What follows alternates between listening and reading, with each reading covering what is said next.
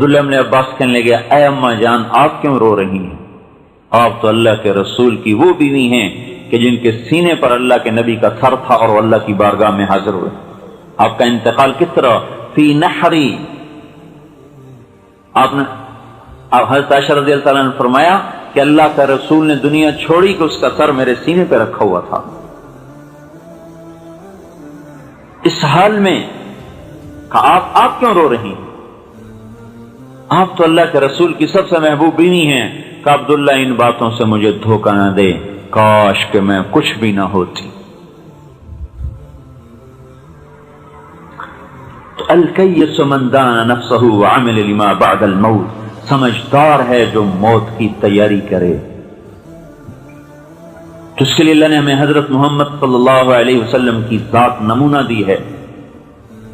سارے عالم، سارے انس، سارے جنات، سارے بحر و بر کے نبی بن کر آئے، اور اللہ تعالیٰ کے محبوب ترین حبیب اللہ.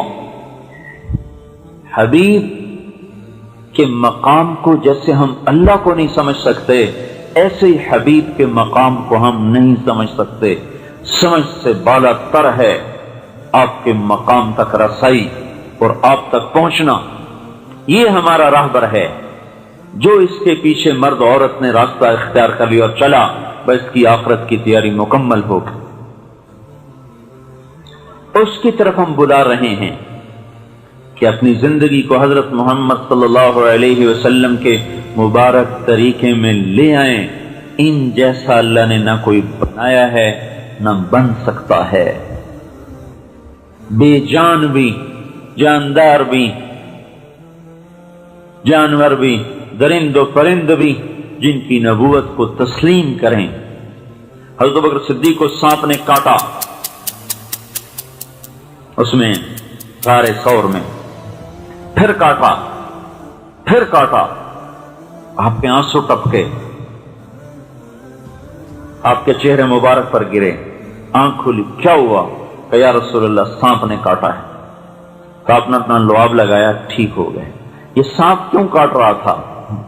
یہ حضور صلی اللہ علیہ وسلم کی زیارت کرنا چاہتا تھا، اور صدیق کا پاؤں اس میں رکاوٹ پڑا تھا، تو وہ کاٹنے کے لیے نہیں کاٹ رہا تھا. وہ کہتا ہٹو، میں نے زیارت کرنی ہے. اس سانپ کا کاٹنا اپنے انتقام کے لیے نہیں تھا، راستہ بنانے کے لیے تھا کہ مجھے رسول اللہ کی زیارت کرنے دو. ایسے موذی بھی جس کے دیدار کو ترسیں. اس کی زندگی آج سعید کالونی سے اٹھا کے کوڑے کے ڈھیر پہ پھینک دی گئی کہ ہم صرف اس کو رسول مانتے ہیں، اس کی زندگی اپنانے کے ہم قابل نہیں. اگر ہم نہیں تو پھر اور کون ہے؟ اگر ہمارے اندر محمدیت نہیں ہے تو پھر کس کے لیے ہے؟ جس کے وجود کو اتنی طاقت ہے کہ یوں پرواز ہوئی بیت اللہ سے بیت المقدس سے براق کو چھوڑ دیا اور پہلے آسمان تک پرواز ہے. نہ کوئی راکٹ، نہ کوئی سواری. سلمان بن عبدالعزیز ریاض کا گورنر، تو اس کو جماعت میں لی ہماری، میں نہیں، ہمارا کچھ عرب ساتھ. تو سلمان کہنے لگا جو گورنر ریاض، میرا بیٹا پہلا عرب ہے جو خلا میں گیا ہے. وہ راکٹ پہ گیا تھا امریکہ سے. تو ہمارا ایک ساتھی تھا عرب قطر کا، کہنے کا نہیں شیخ تم سے پہلے ایک عرب گیا ہے. تو بادشاہوں کی بات کاٹنا کوئی آسان بات ہے؟ وہ تو غصے سے کامنے لگا، کون میرے بیٹے سے پہلے گیا ہے؟ کہ رسول اللہ تجھ سے پہلے تیرے بیٹے سے بھی پہلے خلاؤں کو چیر گئے. تو کہنے لگا غلطنی یا سودانی، غلطنی، تو نے مجھے لاجواب کر دیا. ارے تو نے مجھے لاجواب کر دیا. آسمان کھل گئے. اس کے پیچھے نہ چلیں. کتنی عجیب بات ہے، ان کے طریقوں میں شرم محسوس کر رہے، اور جو ہیں جانور ان کے طریقوں پر چلنا عزت محسوس کیا جا رہا. کیا عجیب جہان ہے. جن انسانوں کو اللہ تعالیٰ انسان ہی نہیں کہتے جانور ہیں.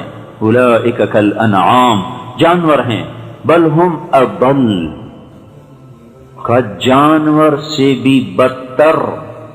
ان کے پیچھے تو بھاگ رہے، اور جن کو یہ اللہ کہہ رہا ہے.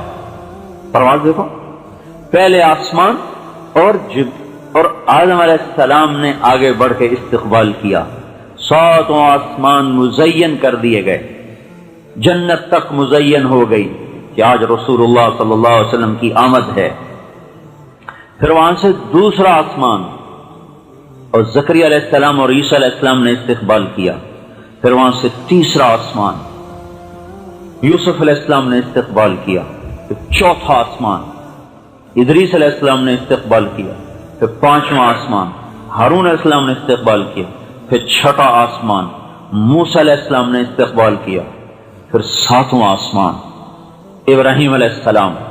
7ویں آسمان پہ بیت اللہ دیکھا، جس کی ٹیک لگا کے ایک بڑے میاں ایسے گوٹھ مار کے بیٹھے ہوئے، سفید داڑھی ایسے بیٹھے، وہ نہیں اٹھے، باقی سارے اٹھتے رہے، استقبال کرتے رہے، آگے بڑھ کے آتے رہے، لیکن جب وہاں پہنچے تو ویسے ہی بیٹھے. تو انہوں نے جبرائیل علیہ السلام نے پوچھا یہ کون ہے؟ کہا یہ آپ کے باپ ابراہیم، آپ کے دادا ابراہیم ہیں.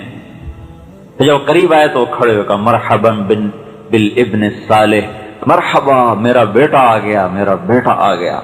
اور ابن السلام نے آپ کے ماتھے کو چوما اور پھر آگے روانہ کر دیا، اور سدرۃ المنتہا پہ پہنچ کے جبرائیل کی طاقت بھی ختم ہو گئی. کہ بس یا رسول اللہ، اس کے آگے آج تک کوئی نہیں گیا. میں بھی ایک بالش تو اوپر اٹھ جاؤں تو میرا وجود ہی نہ رہے، جل کے خاک ہو جاؤں. کتنا بڑا وجود ہے ان کا. اگر اپنے پورے قد میں آئیں تو ان کا سر عرش سے ٹکرائے اور پاؤں زمین سے ٹکرائیں، اتنا بڑا وجود ہے. اور ایک بالش اٹھ جائے تو سارا جل کے راکھ ہو جائے. یہاں سے اللہ کے رسول کی جسمانی پرواز شروع ہوئی ہے. ابھی روحانی نہیں شروع ہوئی، ابھی جسمانی چل رہی. جہاں جبرائیل کی روحانی جسمانی طاقت صفر ہو گئی، وہاں سے رسول اللہ صلی اللہ علیہ وسلم کی جسمانی طاقت کی ابتدا ہوئی. اور آج تک عرش کسی کے لیے نہیں کھلا، آج اس کے دروازے کھل گئے. آج عرش کے اوپر کوئی نہیں پہنچا، آج ہمارا رسول اوپر پہنچ گیا. اور اوپر 70,000 نور کے پردے ہیں. ایک اللہ تعالیٰ اپنی تجلی ڈال دے نا، اپنے چہرے سے پردہ ہٹا دے اور ایک تجلی ڈال دے تو عرش سے لے کر زمین تک ساری کائنات جل جائے. تو یہ کیسا رسول ہے جو اللہ کو یوں دیکھ رہا ہے اور ساری تجلیات کو سینے میں ہضم کر رہا ہے. یہ کیسا رسول ہے جس کا سینہ عرش سے بھی زیادہ وسیع ہے. عرش تو سکڑ جائے اور اللہ پاک کی تجلیات کو سہ نہ سکے.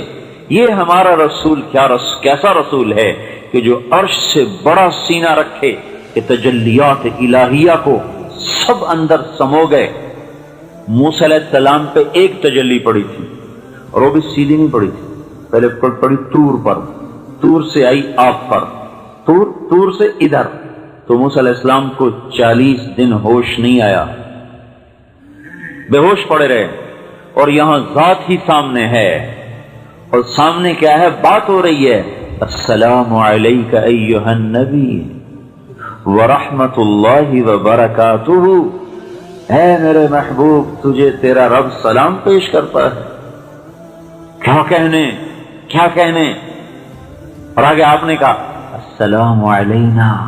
قربان جائیں کہ انہوں نے اس مقام پر بھی ہمیں نہیں بھلایا. اتنے عظیم مقام پر کھڑے ہوئے تھے پھر بھی اپنی امت کو نہیں بھولے.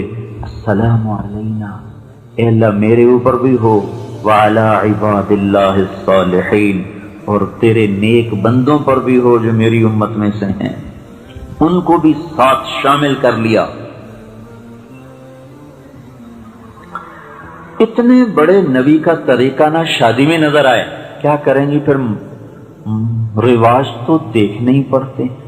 ارے یہ زبان کیوں نہ کٹ گئی ہے بولنے سے پہلے کہ رسول اللہ کو نہیں دیکھا، رواج دیکھا کہ سعید کالونی میں شادیاں کیسی ہوتی ہیں، یا ہمارے اور بھائی چچے کیسے شادیاں کرتے ہیں. کیا کریں، مجبوری ہے. کاش کوئی عورت یہ مجبوری بھی بناتی. کیا کروں، میری مجبوری ہے، میں اللہ کے رسول کو ناراض نہیں کر سکتی، تم جاتی ہو تو جاؤ. سائیوال میں ایک دھوبی کے بیٹے نے چیلا لگایا. اس کی اس کی منگنی ہوئی تھی گاؤں میں. وہ شادی کی تاریخ طے ہوئی، درمیان میں وہ چلے کے لیے چلا گیا. چلے سے واپس آئے تو داڑھی رکھی ہوئی. بارات موقع پہ چلی گئی. تو ہمارے یہاں دستور ہے جب کہیں ہماری شادی ہو تو ذمہ دار بھی اس میں شریک ہوتے ہیں. تو وہ گاؤں کا جو ذمہ دار وہ بھی وہاں اپنے اس دھوبیوں کے گھر میں بیٹی کی شادی میں شریک. اب یہ بارات پہنچی، وہاں ہنگامہ ہو گیا. کہا ہم نے تو جب دیکھا تھا داڑھی نہیں تھی، تب اس کی داڑھی مڑاؤ، ہم تو تب نکاح دیں گے. تو وہ سارے بارات والے، ماں کیا، باپ کیا، بھائی کیا، چاچے کا، کوئی گل نہیں پتر ہوں مناچا پیچھے رکھ لیں، ہوں ساری عزت دا سوال. کہنے لگا پاسے تہاڈی عزت ہے، ایک پاسے میرے رسول دی عزت ہے، ہوں تو آپ پہ دسو میں کی کراں. پر جب آنکھوں پہ پردے پڑ جاتے ہیں تو دل پتھر ہو جاتے ہیں. کیا کروں، کیسے سمجھائیں، کہاں سے الفاظ لائیں جو دل میں اتر جائیں. اللہ کے رسول کو ناراض نہیں کر سکتی، تم جاتی ہو تو جاؤ.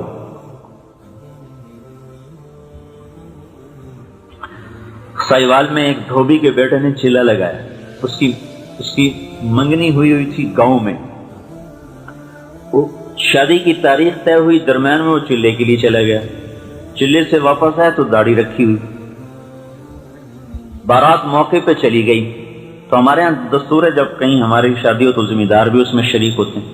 تو وہ گاؤں کا جو ذمہ دار وہ بھی وہاں اپنے اس دھوبیوں کے گھر میں بیٹی کی شادی میں شریک. اب یہ بارات پہنچی، وہاں ہنگامہ ہو گیا. کہا ہم نے تو جب دیکھا تھا داڑھی نہیں تھی، تب اس کی داڑھی مڑاؤ، ہم تو تب نکاح دیں گے. تو وہ سارے بارات والے، ماں کیا، باپ کیا، بھائی کیا، چاچے کا، کوئی گل نہیں پتر ہوں مناچا پیچھے رکھ لیں، ہوں ساری عزت دا سوال.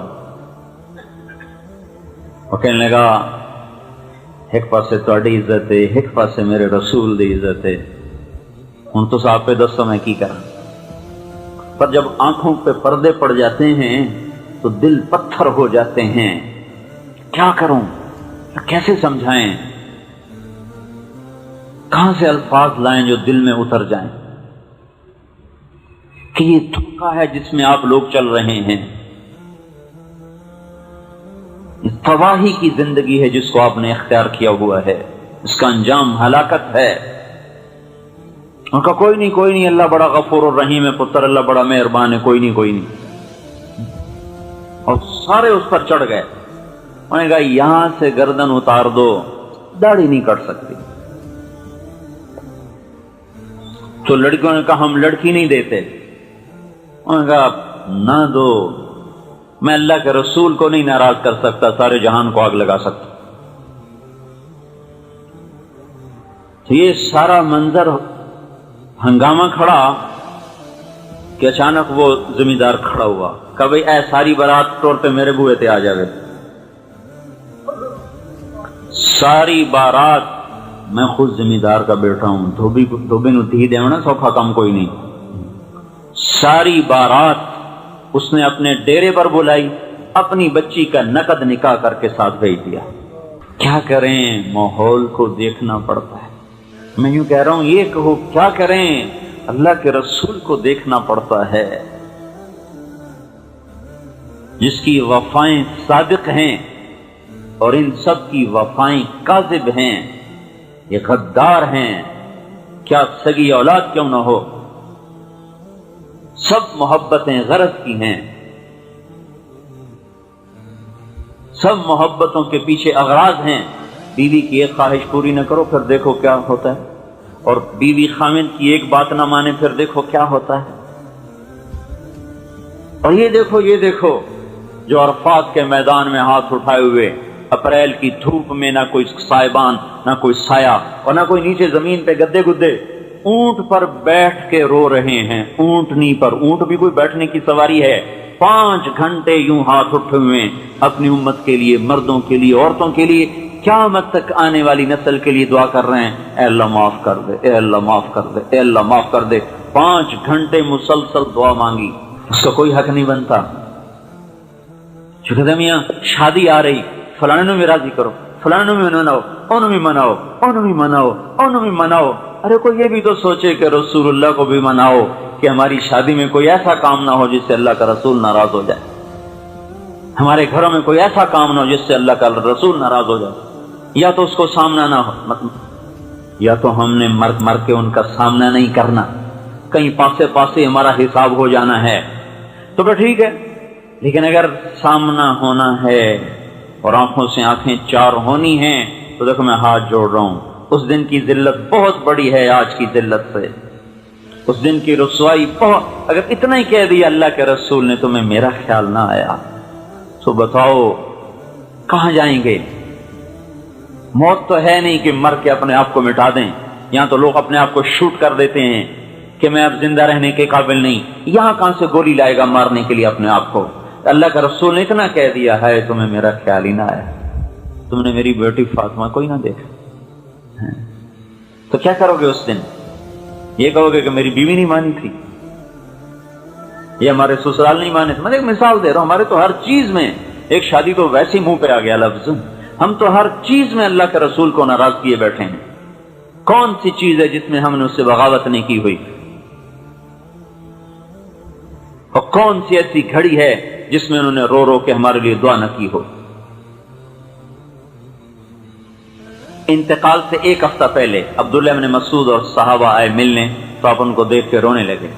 कहा मेरा तुम्हें सलाम हो आखिरी, और जो तुम्हारे बाद आए ना उनको भी कह देना मेरा सलाम। ऐसी वफा। और हमें किस तरह अपनी रहमत की चादर में लिया।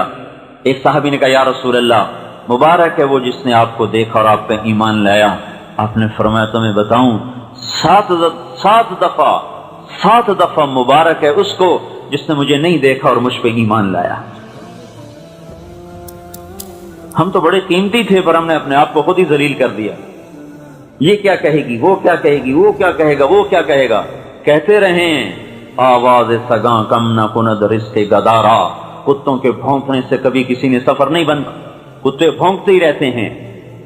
जो हमें अल्लाह उसके रसूल की जिंदगी से हटा रहे हैं वो हमारे लिए भौंकने वाले कुत्ते से ज्यादा हैसियत न रखें।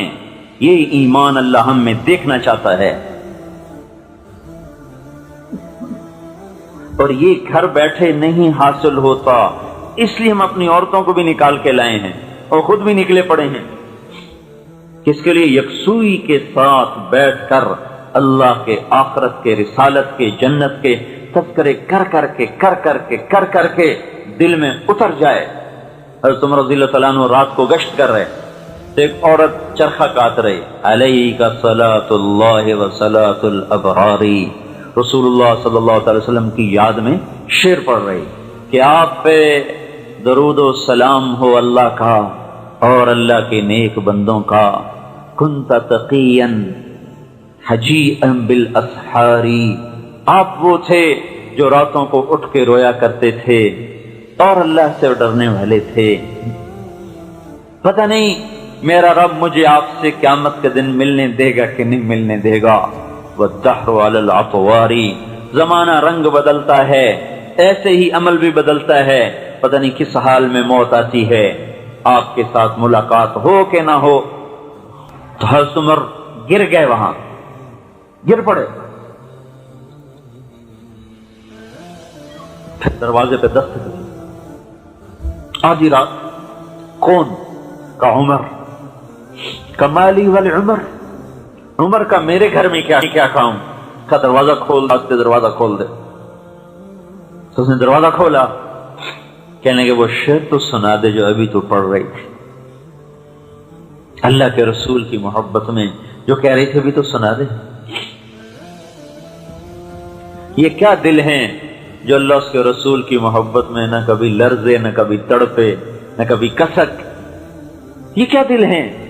इन पत्थरों को लेके हम मर जाएं तो क्या कीमत है हमारी? सफेद कपड़ों पे तो लोग देखते हैं, हाँ बड़े मियां साहब हैं, अरे ये कुछ भी नहीं, इसके पीछे पखाना छुपा हुआ है।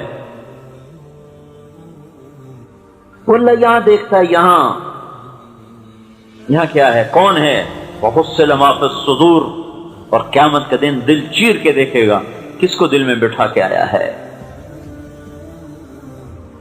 ये बज़्म दिल किससे सजाई है, इसमें कौन है?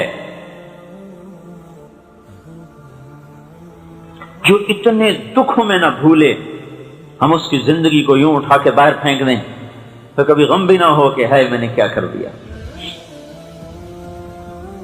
تو یہ ہم سیکھنے کہ اللہ کا رسول ایک مکمل زندگی لائے جس کا نام اسلام ہے. اسلام پہ چلنا سیکھا جاتا ہے، بن سیکھے کا سودا نہیں، سیکھنے کا ہے. نماز پڑھی، روزہ رکھا، یہ تو عبادات ہیں. باقی 24 گھنٹے کی زندگی میں بھی کوئی اسلام بتاتا ہے کہ نہیں بتاتا؟ کچھ اخلاق دیتا ہے، کچھ اقدار دیتا ہے، کچھ حدود قائم کرتا ہے، کچھ حلال اور حرام کی حدیں قائم کرتا ہے، کچھ خرچ کرنے کے طریقے بتاتا ہے. یہ تو نہیں کہ صرف حلال کمانا فرض ہے، خرچ کرنے میں بھی پابندیاں لگاتا ہے.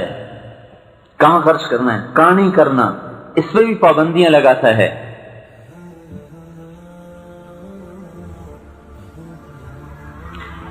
کمائی میں بھی آزاد نہیں چھوڑا، طریقے بتائے. آج وہ بھی اڑ گئے، نہ کسی کو پتہ ہے حلال کیا نہ حرام کام کیا ہے، نہ پوچھتے ہیں. پھر جو حلال کمانے والے ہیں ان کے لیے بھی آگے طریقہ بتایا ہے خرچ کرنے کا. ان میں بھی آزاد نہیں چھوڑا کہ جہاں جو مرضی کھپا دیا، لگا دیا.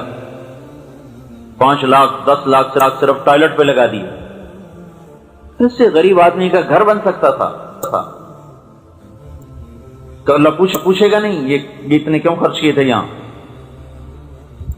بھائی ہماری حلال کی کمائی، تو حلال کی کمائی اس طرح ضائع کرنے کی ہے. کوئی سوال جواب نہیں ہونے والا، جواب ہونے والا نہیں ہے. 10 برس کے بعد حضرت عمر کو بیٹے نے خواب میں دیکھا، پسینہ اور یوں ماتھے سے پسینہ پوچھ رہے. ابا جان کیا ہوا؟ کا بیٹا ہوا ہوں. 10 سال حکومت کی، 10 سال کے بعد خواب میں بیٹے نے دیکھا اور پسینہ کا بیٹا آج حکومت کے حساب سے فارغ، پسینے ہو جائے. یہ آج کی عورتیں کیا حساب دیں گی جو اسراف کے، اور یہ مرد کیا حساب دیں گے، یا میں اور آپ کیا حساب دیں گے جہاں ہماری کمائی آزاد، ہمارا خرچ آزاد.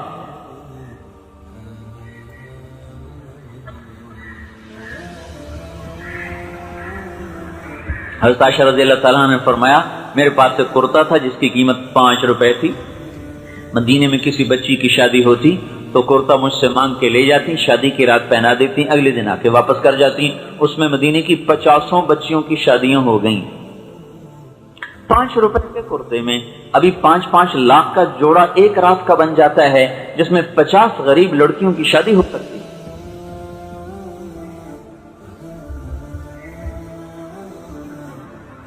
ہم نے یہ زندگی سیکھی نہیں. معاشرت اللہ کے رسول کی، آپ کو پتہ نہیں ایک سوال مستقل ہے، عن مالی، پیسہ من این اکتسبتہ، کہاں سے کمایا تھا، یہ ایک سوال. فیما انفقتہ، یہ کہاں خرچ کیا تھا، بولو. اگر پھنس گئے تو کیا بنے گا ہمارا اس وقت؟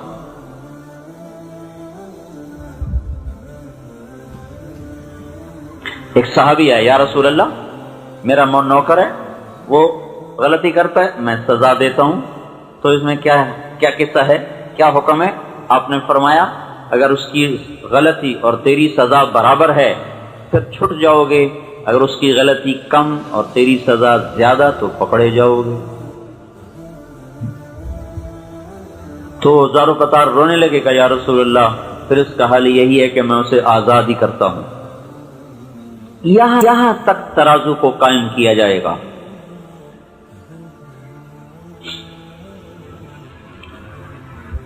رسول پاک صلی اللہ علیہ وسلم ایک زندگی لائے جس زندگی کا نام اسلام ہے، اور جو ایک ہماری پہچان ہے جس کو ہم نے سیکھا نہیں.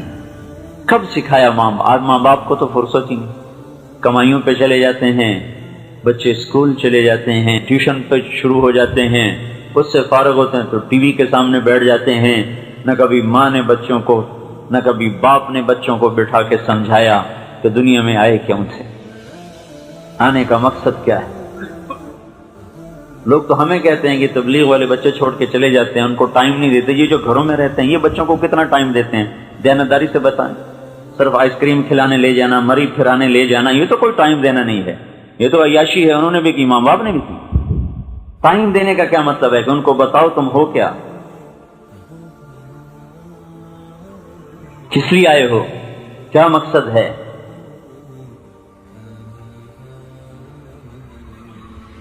بہلول رحمت اللہ علیہ جو گزر رہے تو ایک بچہ کھڑا رو رہا، دوسرے بچے اخروٹ کھیل رہے، انہوں نے سمجھا اس کے پاس اخروٹ نہیں ہے تو میں اس کو لے کے دے دیتا ہوں۔ کہنے لگے بیٹا تو رو نہیں، میں تجھے اخروٹ لے کے دیتا ہوں، تو بھی کھیل۔ اور کہنے لگا بہلول ہم کوئی دنیا میں کھیلنے آئے ہیں۔ تو ان کو تو توقع نہیں تھی یہ بچہ ایسا جواب دے گا۔ اچھا اللہ کی عبادت کرنے آئے ہیں؟ کہا بچہ ابھی تو بہت چھوٹا ہے، تیرے یہ غم کی چیز نہیں ہے، ابھی تو اس منزل میں آنے میں بھی وقت پڑا ہے۔ تو کہنے لگے ارے بہلول مجھے دھوکہ نہ دے، میں نے اپنی ماں کو دیکھا ہے، صبح جب آگ جلاتی ہے تو پہلے چھوٹی لکڑیوں سے جلاتی ہے، پھر بڑی لکڑیاں رکھتی ہے، مجھے یہ ڈر ہے کہ کہیں دوزخ مجھ سے نہ جلائی جائے اور میرے اوپر بڑوں کو نہ ڈالا جائے۔ اور یہ سن کے بہلول تو بے ہوش ہو کے گر گئے۔ کسی ماں نے اس بچے کو وقت دیا ہے۔ کون سا وقت آپ لوگ دیتے ہیں اپنے بچوں کو جس میں ان کو آپ مقصد زندگی سمجھائیں؟ اسکول کالج تو ہمیں کچھ بھی نہیں سمجھا رہے، وہ کیا سمجھا رہے ہیں؟ وہ تو کمائی کے طریقے سمجھا رہے ہیں، انسانیت تو نہیں سکھا رہے، انسان ہونا تو نہیں سمجھا رہے ہم۔ پھر آپ اپنی اولاد کو سکھا بھی رہے ہیں تو خالی ان کو کاروبار سکھا رہے ہیں، ان کو انسان ہونا کب سکھا رہے ہیں؟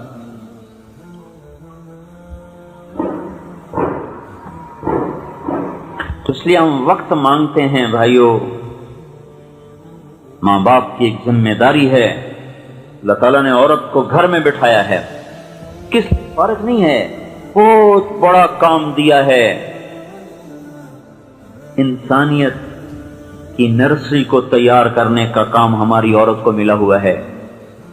اس لیے سارے کام اللہ نے مرد کے ذمہ لگا دی، کما کے بھی لاؤ، بازار سے کوئی سودا تو وہ بھی لا کے دو، اس کو گھر میں رکھو، اس کو پردے کی چیز بنا۔ عورت کہتے ہیں پردے کو عورت کا نام ہی پردہ ہے، اور اس کا اسلام نے ایسا پردہ رکھا ہے کہ اس کے نام کے اظہار کو بھی پسند نہیں فرمایا، چاہے جائے کہ وہ کھلے بال بازار میں پھرے۔ پورے قرآن میں کسی ایک عورت کا نام نہیں ہے،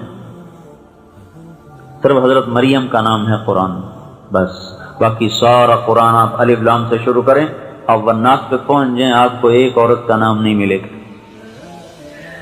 مریم علیہ السلام کا نام قرآن میں جو آیا ہے وہ اس وجہ سے آیا کہ ان کے بیٹے کو لوگوں نے کہا یہ اللہ کا بیٹا ہے، تو اس پر اللہ تعالیٰ نے اس الزام کو صاف کیا کہ ذالک عیسی ابن مریم، سنبھل کے بولو میرا نہیں مریم کا بیٹا ہے۔ باقی جہاں بھی عورت کا نام آیا تو امرات و فرعون کی بیوی، تو اگر اللہ آسیہ کہہ دیتا تو کیا حرج تھا، تاریخ میں ہے نا۔ امرات العزیز گورنر کی بیوی، اگر اللہ زلیخا کہہ دیتا تو کیا حرج تھا، زلیخا نام موجود ہے۔ امرات نوح کی بیوی، امرات لوط علیہ السلام کی بیوی، عورت کا نام خامد کی نسبت سے آیا ہے، یا بھائی کی نسبت سے، یا اخت ہارون، اے ہارون کی بہن، یا باپ کی نسبت سے، خامد کی نسبت سے، نام براہ راست مریم بس۔ علماء نے اس پر یہ لکھا ہے کہ اللہ تبارک و تعالی اس طرز کلام سے یہ بات سمجھا رہے ہیں کہ عورت کا نام بھی عورت ہے، یعنی چھپا ہوا، عورت کا نام بھی پردے کی چیز ہے، وہ بھی بغیر ضرورت کے ظاہر کرنا ناپسندیدہ چیز ہے، تو چہرہ کھول کے پھرنا یہ کہاں سے جائز ہو جائے گا؟ ویسے تو جائز کرنے کو جو مرضی جائز کروا لیں، ہر جگہ سے مفتی مل جائیں گے، لیکن ایک مفتی ہے جو اندر بیٹھا ہوا ہے، جو کبھی کبھی جب بیدار ہوتا ہے تو پورے وجود کو پریشان کر کے رکھ دیتا ہے، پھر ہم اس کو تھپ تھپا کے سلا دیتے، سو جا تاکہ مجھے دوبارہ وہ اندر سے پریشان نہ کر دے۔ کمایا تو گھر کیوں بٹھایا ہے؟ ایک امت کی تعمیر ہے کہ ایسی نسل تیار کرو کہ جو اللہ کا دین نام بھج مسیتی وڑیا اپنے کاموں میں مشغول ہو، بچوں کو اسکول اور نرسری فیڈر منہ میں اور اسکول جا رہے، کیا ظلم ہے بھئی، ہمارے گھر سے جان چھوڑے، اور وہاں سے آئے تو ٹیوٹر کے حوالے، وہاں سے آئے تو ٹی وی کے حوالے، جو یہود نے بیٹھ کے ہماری ساری نسل خرید لی۔ ایسا بے حیا معاشرہ ہمیں دے دیا کہ جہاں حیا دار ہونا بے عزتی ہو گیا، برقع کرنا وہاں ایک شرم کی چیز بن گیا، اور کھلے منہ پھرنا ایک شرافت کی چیز بن گیا۔ یا اللہ، کس دیس میں آ گئے جہاں الٹی گنگا بہتی ہے۔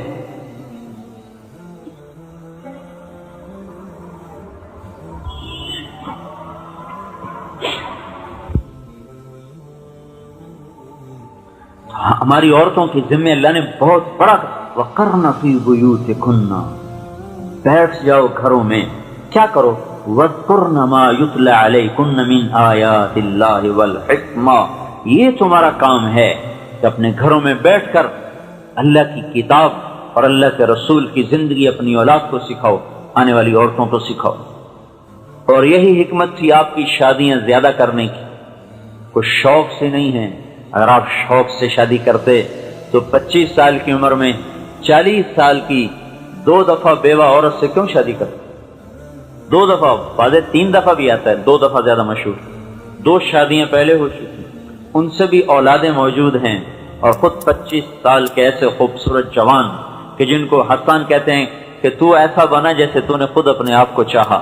لوگوں نے معاشرت سیکھی نہیں رسول اللہ کی، صرف پیسے پر گھروں کو دیکھا، شادیاں کر دیں، آگے یہ نہیں دیکھا کہ انسان بھی بنے ہوئے کہ نہیں بنے ہوئے۔ تو انسان تو بنتا ہے رسول اللہ کی زندگی کو سیکھنے سے۔ تو اس لیے گزارش ہے کہ ہم اپنی زندگی کا کچھ رخ بنائیں، اپنے آپ کو آزاد نہ سمجھیں۔ ہمارے پیچھے ایک بڑی طاقتور ذات ہے جو ہمارے ہر عمل پہ نگران ہے، وہ عمل کریں جس سے وہ راضی ہو جائے بس، اور اس کو ہم سیکھنے کے لیے نکلتے ہیں۔ اب بھائیوں اور بہنوں کی خدمت میں بھی گزارش ہے، میری بات پر غور کریں، میں تقریر کرنے نہیں آیا ہوں، یہ ایک بات بتانے آیا ہوں کہ ہم غلط راہ کی طرف چل پڑے ہیں، کہیں رک جائیں۔ آدمی چلتے چلتے راستے سے بھٹکتا ہے، کسی سے پوچھتا ہے بھائی مجھے سعید کالونی جانا تھا، وہ کس طرف کو راستہ ہے؟ تو ہم بھی رکیں، پوچھیں یا اللہ وہ زندگی کون سی ہے جسے تو چاہتا ہے، وہ زندگی کون سی ہے جسے تیرا رسول چاہتا ہے، اس کو ہم زندہ کر دیں، بس ہمارے دونوں جہان کے کام بن گئے۔ یہ گھر بیٹھے یہ بات ہاتھ میں نہیں آتی، اس لیے نکالا جاتا ہے۔ تو بھئی ایک دن کے لیے آپ کے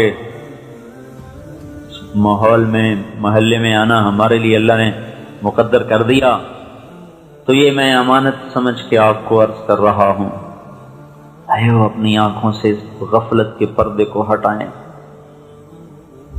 اور اس دن کے لیے اپنے آپ کو تیار کریں جب یہ آنکھیں بند ہو جائیں گی اور ہم بالکل کے رحم و کرم پر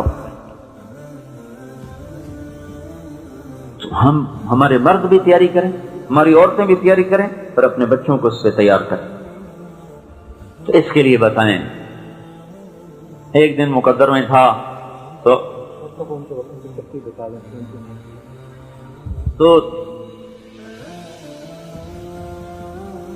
اس لیے گزارش یہ تھی کہ بھئی ہر عورت اپنے گھر کو مسجد بنا دے، پورے گھر میں کوئی بے نمازی نہ ہو، پورے گھر میں کوئی لڑکی ہے تو بے پرد نہ ہو، لڑکا ہے تو حیا والا ہو، اور بے نمازی کوئی نہ ہو، قرآن کی تلاوت زندہ ہو جائے، اور اپنے مردوں سے کہیں کہ ہمیں حلال کھلاؤ، ہمیں حرام نہ کھلاؤ، ہمیں سوکھی کھلاؤ پر حلال کی ہو، ہمیں جھوٹ کا پیسہ نہیں چاہیے، سود کا پیسہ نہیں چاہیے، غلط تجارت کا پیسہ ہمیں نہیں چاہیے، ہم جھونپڑے میں رہ سکتے ہیں پر یہ ہمیں دولت نہیں چاہیے جو کل کو ہمیں اللہ کی نظروں میں گرا دے۔ اور ہم عورتوں کے لیے رکھتے ہیں 3 دن کے لیے اپنے محرم کے ساتھ، خامند کے ساتھ یا باپ کے ساتھ یا بھائی کے ساتھ 3 دن کے لیے نکلیں۔ اگر 2-3 مہینے کے بعد 3 دن لگاتے رہیں گے تو انشاءاللہ العزیز ایک اندر میں استعداد دین پہ چلنے کی پیدا ہوتی رہے گی، اور یہی استعداد پھر پورے ماحول پر اثر انداز ہوگی، اور لوگ بھی آپ سے اثر لے کر آپ کے طریقوں پہ چلنا شروع کریں گے۔ اب وہ لوگ اندر مستورات نام لکھ لیں یا آپ نام لکھا ہیں؟ اگلے جمعے سے رائمنڈ کا اجتماع شروع ہو رہا ہے، تو اس سے بھائی تو سعید کالونی سے جماعت بھی تیار ہو جائے 4 مہینے کی چلے کی۔ اب مغرب کے بعد انشاءاللہ آپ کی مسجد میں بیان ہوگا۔ مورخہ 27 اکتوبر سن 2000 حضرت مولانا طارق جمیل صاحب بمقام سعید کالونی فیصلہ آباد مستورات میں بیان فرما رہے تھے۔ موضوع تھا ایک دن مرنا ہے آخر موت ہے۔ تیار کردہ علمی کیسٹ گھر، کیسٹ ملنے کا پتہ نوٹ فرما لیں۔ علمی کیسٹ گھر، دکان نمبر 5، فاطمہ پلازا، نجد تبلیغی مرکز، مدنی مسجد، federal be area, Karachi. Phone number 63700813۔ وہ 139 سی ادریس صاحب کے گھر میں مسجد کے ساتھ ہی گھر ہے، وہاں ہوگی۔ تو وہاں بھی انشاءاللہ کل ظہر کے بعد بیان ہوگا۔ پھر اتوار کے دن 10 سے 12 اور 2 سے 4۔ تو یہ ان 2 دن میں جہاں جہاں مستورات تشریف لا سکیں خود بھی تشریف لائیں اپنے، اور ساتھ عزیز و اقارب کو بھی لانے کی کوشش فرمائیں۔ اللہ تعالی ہم سب کو عمل کی توفیق بخشے۔ سبحانك اللهم وبحمدك نشهد ان لا اله الا انت نستغفرك ونتوب اليك اللهم لك الحمد كما انت اهله وصل على محمد كما انت اهله وافعل بنا ما انت اهله انك اهل التقوى واهل المغفرة ربنا آتنا في الدنيا حسنة في الآخرة حسنة وقنا عذاب النار۔ یا اللہ ہم سب کو قبول فرما، اور ہمارے اس آنے کو، بیٹھنے کو، سننے اور سنانے کو قبول فرما، ہمارے گناہوں کو معاف فرما۔ وہ مبارک طریقہ جس کو لے کر تیرا محبوب آیا، اے اللہ وہ پورے کا پورا ہماری زندگیوں میں زندہ فرما دے۔ یا اللہ ہمیں بھی ان آنکھوں سے اپنے دین کو دنیا میں زندہ ہوتا دکھا دے، اور اس سارے باطل کو، اور اس باطل زندگی کو، اور اس باطل تہذیب کو اے اللہ تو ختم فرما دے، اسے دریا برد فرما دے۔ اے اللہ وہ مبارک قرآن، وہ جو تیرا محبوب دنیا میں لایا، اس کو اے اللہ گھروں میں، بازاروں میں، حکومت میں، سیاست میں، عدالت میں، ہر چیز میں زندہ فرما دے۔ اے اللہ ہم سب کو اپنے فضل و کرم سے دنیا اور آخرت کی ساری بلائیاں نصیب فرما دے۔ اے اللہ جتنے بھائی بہن تشریف لائے ہیں ان سب کو قبول فرما، اس پوری کالونی کو قبول فرما، ان پر اپنی رحمت کو اتار دے، ان میں برکت عطا فرما دے، ان کے کاموں میں، ان کی زندگیوں میں، ان کی اولادوں میں، ان کے گھروں میں، ان کی گلیوں میں در و دیوار پر اپنی رحمت کو اتار دے، اور انہیں اپنا بنا لے اور ہمارا بن جا۔ صلی اللہ تعالی علی نبی الکریم، آمین۔ لا الہ الا انت نستغفرک ونتوب الیک اللهم لك الحمد كما انت اهله فصل على محمد كما انت اهله وافعل بنا ما انت اهله انك اهل التقوى واهل المغفرة ربنا آتنا في الدنيا حسنة وفي الآخرة حسنة وقنا عذاب النار اللهم إنا نسألك خير ما سألك منه عبدك ونبيك محمد صلى الله عليه وسلم ونعوذ بك من شر ما استعاذك منه عبدك ونبيك محمد صلى الله عليه وسلم اللهم أنت المستعان وعليك البلاغ ولا حول ولا قوة إلا بالله العلي العظيم وصلى الله تعالى